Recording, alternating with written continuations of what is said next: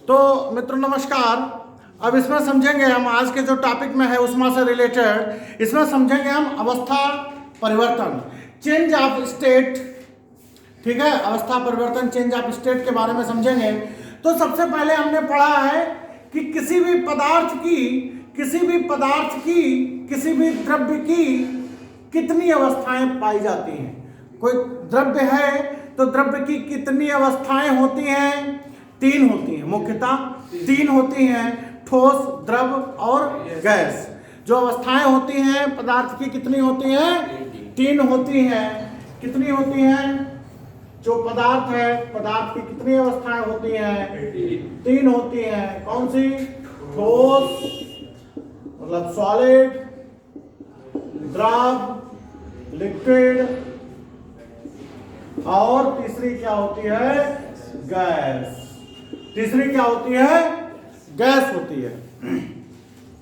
समझ गए? तो द्रव्य की कितनी अवस्थाएं होती हैं? 3 होती हैं। पदार्थ की कितनी अवस्थाएं होती हैं? पदार्थ या द्रव्य एक ही तो बात है, चाहे मैटर कह लें चाहे वो द्रव्य लिक्विड वाला अलग है, द्रव्य मैटर की बात कर रहा हूं। ठीक है, वो द्रव्य। प्रत्येक पदार्थ इनमें से किसी ना किसी एक अवस्था में जरूर पाया जाता है, लेकिन कुछ पदार्थ प्रत्येक अवस्था में पाए जाते हैं, कुछ पदार्थ तीनों अवस्था में पाए जाते हैं। जैसे हमारा जल,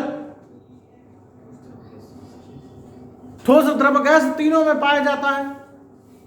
जल है और क्या है? सोडियम और लगभग 2 पदार्थ तो मालूम है, 3 है। ठीक है, नौसादर, गंधक भी ठोस, द्रव, गैस तीनों में पाया जाता है। तो सोडियम है, गंधक है और जल है, जो तीनों अवस्थाओं में पाया जाता है। तो आप समझ लें, लेकिन प्रत्येक पदार्थ किसी ना किसी एक अवस्था में तो पाया ही जाता है। परंतु जो जल है, हम अपने मुख्य पदार्थ की बात करते हैं, जल की। जल जो है वो तीनों अवस्थाओं में पाया जाता है। ठोस के रूप में जल देखें तो बर्फ है, द्रव के रूप में देखें तो जल ही है, और गैस के रूप में देखें तो क्या है? वाष्प है। बात समझ गए? अब हमारी यहाँ पे मेन हेडिंग क्या थी? अवस्था परिवर्तन। अवस्था का परिवर्तन कैसे किया जाता है? तो हमने आपको बात समझाए। यहाँ से हमारे पास क्या था? एक पदार्थ था। पदार्थ हमने क्या मान लिया था? जल था। और जल किस अवस्था में पाया जाता है भैया? ठोस में भी पाया जाता है। ठोस में ये क्या होता है? बर्फ होता है। और द्रव में क्या होता है? ये जल होता है। और गैस में ये क्या होता है? वाष्प होता है। ठीक है, गैस में क्या होता है? वाष्प होता है। अवस्था परिवर्तन को सीखेंगे। यदि हम जल में से कुछ उष्मा निकाल लें, तो ये क्या बन जाता है? ठोस बन जाता है। इसमें हमने क्या किया? उष्मा ले ली। किससे ले ली? जल से। किससे उष्मा ले ली हमने? जल से उष्मा ले ली। कुछ उष्मा क्या करी हमने? ले ली। किससे ले ली भैया? जल से उष्मा कुछ ले ली। तो क्या बन गया? वो ठोस बन गया, बर्फ बन गया। और यदि हमने कुछ उष्मा इसको दे दी, किसको? जल को। उष्मा क्या कर दी? दे दी। समझ गए? तो जल क्या बन गया? गैस बन गया, वाष्प बन गया। जल क्या बन गया? वाष्प बन गया। कुछ उष्मा देने पर क्या बन गया? वाष्प। और कुछ उष्मा लेने पर वो क्या बन गया? ठोस। समझ गए? अर्थात जल जो है वो मेन है, यहां पर लिक्विड जो है वो मेन है। समझ गए? लिक्विड को कुछ उष्मा दे देने पर वो वाष्प में बदल रहा है। जो जल रूपी लिक्विड है वो उसको कुछ उष्मा दे देने पर वो क्या बदल रहा है? और उसमें से उष्मा कुछ खींच लेने पर वो क्या बन जा रहा है? ठोस बन जाता है। समझ गए? तो इसी को हम क्या कहते हैं? अवस्था परिवर्तन। कि उष्मा के लेन देन के द्वारा हम पदार्थ की एक अवस्था से दूसरी अवस्था में उसको परिवर्तित कर सकते हैं, या तो उष्मा लेकर या उष्मा देकर उसको एक अवस्था से दूसरी अवस्था में हम क्या कर सकते हैं, उसको परिवर्तित कर सकते हैं। अब यहाँ एक चीज समझने वाला है, अगर द्रव से उष्मा तुमने ले ली और ये क्या बन गया, ठोस बन गया। द्रव से आपने उष्मा ले ली तो ये क्या बन गया, ठोस। तो इसको क्या कहेंगे हम, हिमन कहेंगे। इस क्रिया को क्या कहेंगे, हिमन। आपने द्रव से उष्मा, द्रव को कुछ उष्मा दे दी और ये बाष्प बन गया, तो इसको हम क्या कहेंगे, बाष्पन। इस क्रिया को क्या कहेंगे, बाष्पन। ध्यान से समझें, जो उष्मा हमने इसमें से ले ली थी, किसमें से, जल में से, और ये ठोस बर्फ बन गया था। अगर यही बर्फ को, अब जल की बात नहीं कर रहे, बर्फ को यही उष्मा अगर हम दे दें तो ये फिर से तो जल बन जाएगा। अगर बर्फ को ये उष्मा दे दें तो ये फिर से भी जल बन जाएगा कि नहीं बन जाएगा। तब ये उष्मा क्या करेंगे, कुछ उष्मा इसमें हम क्या करेंगे, दे दें, कुछ उष्मा दे दें तो ये क्या बन जाएगा, जल बन जाएगा। तो इस क्रिया को क्या कहेंगे, गलन। बर्फ को द्रव बनाने के लिए जो क्रिया होगी उसमें उष्मा दी जाएगी, वो क्रिया क्या कहलाएगी, गलन। वो क्रिया क्या कहलाएगी, गलन। द्रव से बर्फ बनाने की प्रक्रिया क्या कहलाएगी, हिमन। द्रव से बर्फ बनाने की प्रक्रिया हिमन, बर्फ से द्रव बनाने की प्रक्रिया गलन, द्रव से बाष्प बनाने की प्रक्रिया बाष्पन, और बाष्प से जल बनाने की प्रक्रिया, बोलो,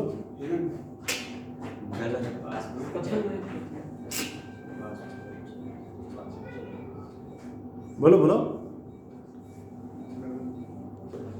तो पता है आपको, बाष्प से अगर कुछ उष्मा ले ली जाए, क्योंकि हमने जल को उष्मा दी थी तब बाष्प बनी थी, और यदि बाष्प से कुछ उष्मा ले ली जाए तो वो क्या बन जाएगा, पहले जल बनेगा। क्या बनेगा, जल। और इस प्रक्रिया को क्या कहते हैं हम, संघनन। इस प्रक्रिया को हम क्या कहते हैं, संघनन क्रिया द्वारा ये क्या बन जाएगा, जल बन जाएगा। बात समझ गए। तो आप ये अवस्था परिवर्तन हो रहा है आपके सामने, हम क्या पढ़ा रहे हैं, अवस्था परिवर्तन। तो प्रत्येक ही अवस्थाओं में आप देख रहे हैं, एक अवस्था से दूसरी अवस्था में बदलने के लिए जल को एक अवस्था से दूसरी अवस्था या किसी भी अवस्था से किसी भी अवस्था में ले जाने के लिए या तो उष्मा लेनी पड़ रही है या उष्मा देनी पड़ रही है। लेकिन बिना उष्मा के काम हो रहा है, कहीं नहीं हो रहा है। उष्मा का लेन देन जरूर हो रहा है, या तो उष्मा ली जा रही है या उष्मा दी जा रही है। दो चीजें आप समझ में आ रही होगी, नहीं समझ में आ रही। जो उष्मा अवस्था परिवर्तन के लिए ली या दी जा रही है, इससे इसके ताप पर कोई प्रभाव नहीं पड़ता। ध्यान से समझिए, अगर जल ये 0 डिग्री सेंटीग्रेड का जल है, बात समझे, 0 डिग्री सेंटीग्रेड का जल है और इसमें से कुछ उष्मा ले ली जाए तो जो बर्फ बनेगा उस बर्फ का ताप भी 0 डिग्री सेंटीग्रेड ही रहेगा।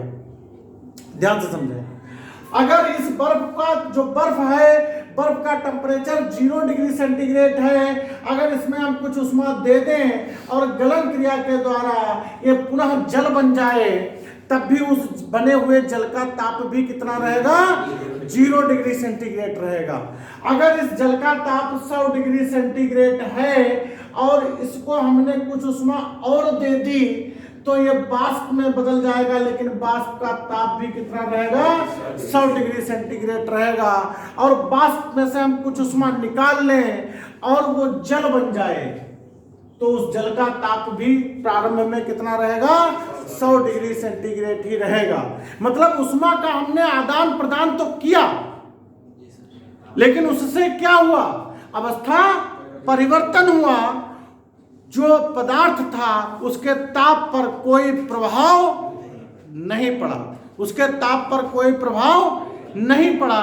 तो इस प्रकार की उष्मा, ऐसी उष्मा जिससे केवल क्या हो रहा है, अवस्था परिवर्तन में जो प्रयुक्त की जा रही है, तो इस उष्मा को ही हम क्या कहते हैं, गुप्त उष्मा।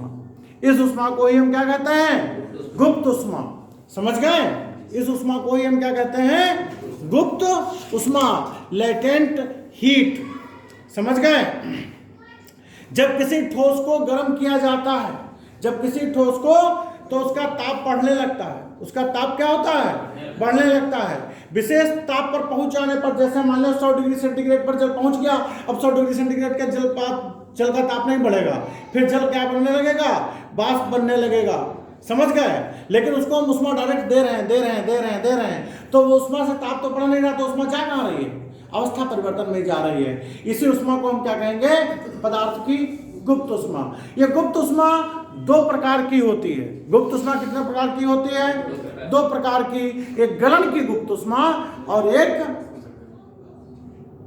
गलन की गुप्त उष्मा, दूसरी वाष्पन की गुप्त उष्मा।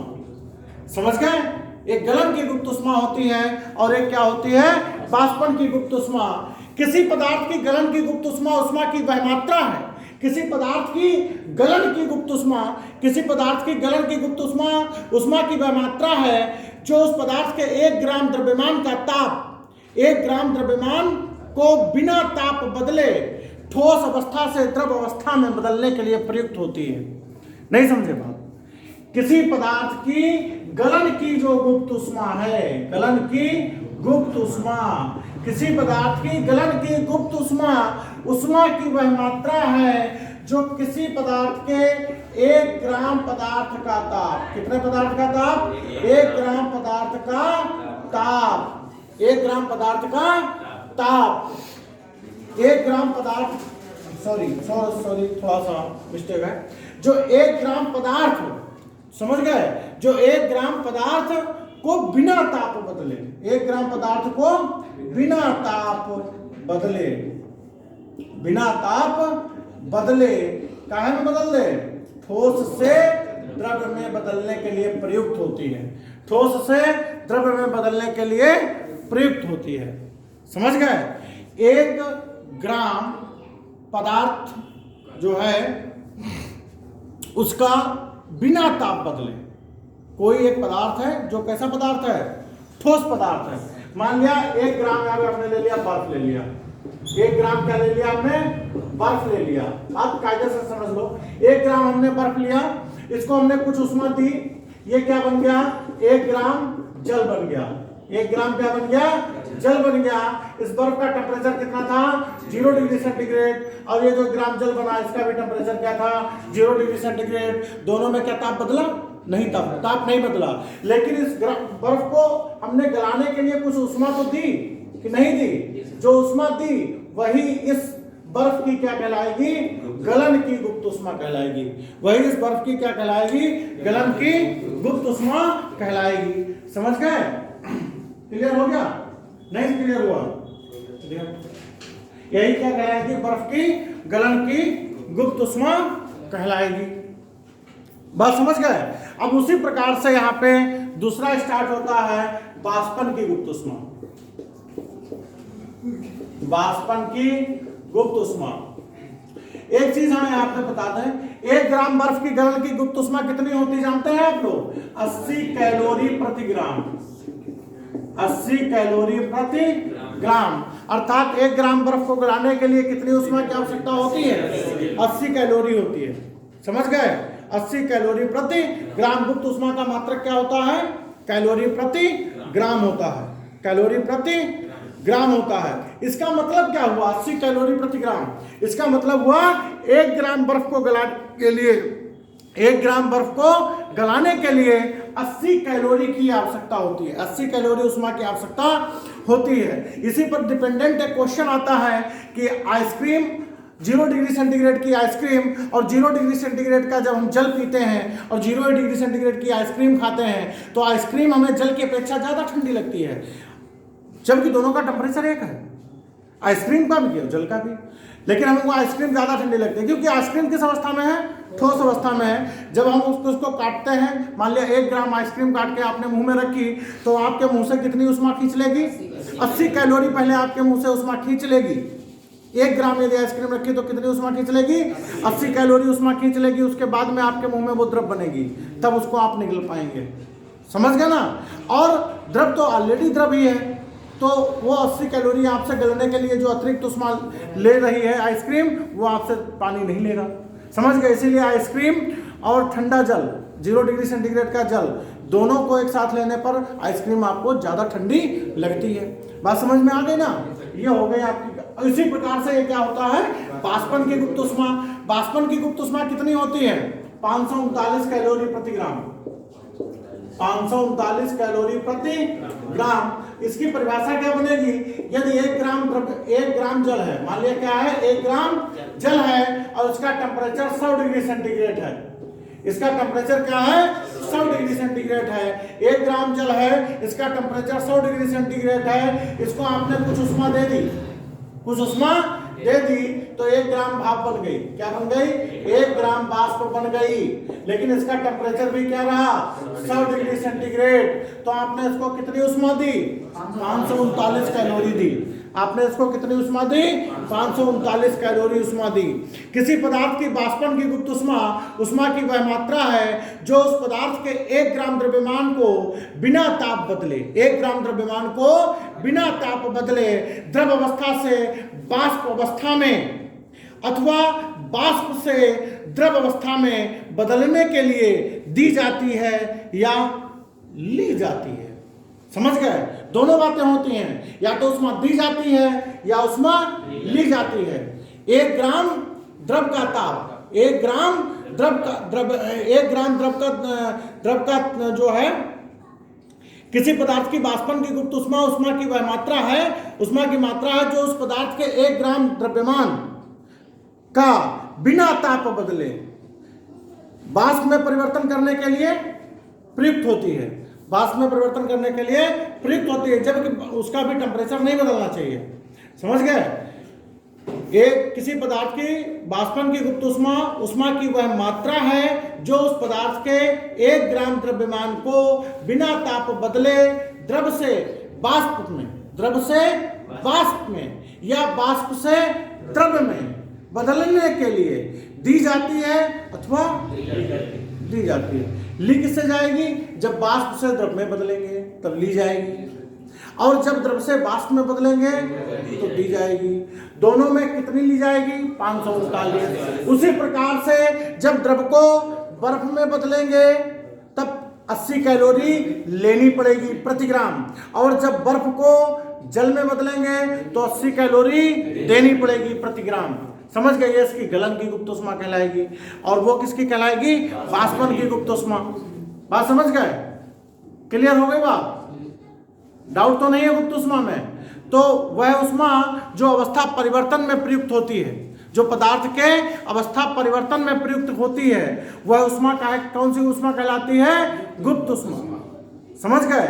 जिस उष्मा से पदार्थ के ताप पर कोई प्रभाव ना पड़े, जिस उष्मा के लेन देन से पदार्थ के ताप पर कोई प्रभाव ना पड़े। समझ गए? सिर्फ उसकी अवस्था में परिवर्तन हो, सिर्फ उसकी अवस्था में परिवर्तन हो, पदार्थ की अवस्था में परिवर्तन हो, वह उस पदार्थ की क्या कहलाएगी? गुप्त उष्मा कहलाती है। समझ गए? गुप्त उष्मा 2 प्रकार की होती है, बाष्पन की गुप्त उष्मा और गलन की गुप्त उष्मा। समझ गए? जो बर्फ के गलन की गुप्त उष्मा होती है वो 80 कैलोरी प्रति ग्राम होती है, और जो बाष्प के उष्मा होती है, बाष्प की मतलब द्रव से बाष्प बदलने की गुप्त उष्मा होती है, बाष्पन की गुप्त उष्मा होती है जल की, वो 539 कैलोरी प्रति ग्राम होती है। बात क्लियर है? समझ गए सारे लोग? ठीक है, ओके, थैंक यू।